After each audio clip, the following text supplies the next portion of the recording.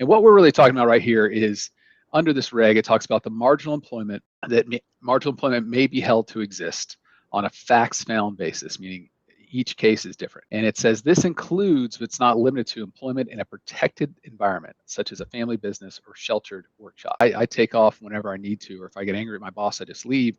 And they'll say, but Peter next to me does the same thing, or Paul, 4 cubicles down do the same thing.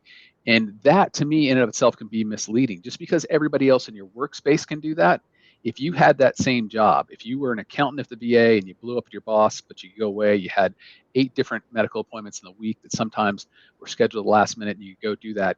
If you were an accountant in the private sector, that would not fly. You could not do that. So your skill set used in what I would call an open, competitive environment in the private sector, it would not allow you to keep the job, not the skill set, but the limitations you have. But you raised another issue I think that's important, because for VA employees specifically, and a lot of other federal employees, you build up leave time, you build up sick leave time too. Some people have a lot of sick leave time in the federal sector that they can use before they ever touch something. I mean, they can use it in conjunction with FMLA if they need to. Or the fact is, you've got 60 days worth of sick leave. If you were on the private sector at a lot of places like that, you don't get 60 days worth of sick leave on top of your annual vacation.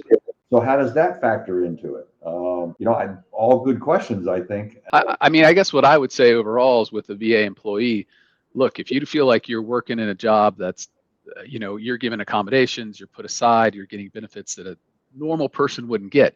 And by normal person or employee, I'm not talking about the person sitting next to you. I'm talking about, if you look at your job, the skill set you have, and what you could do in the private sector with that, would that person be getting the same things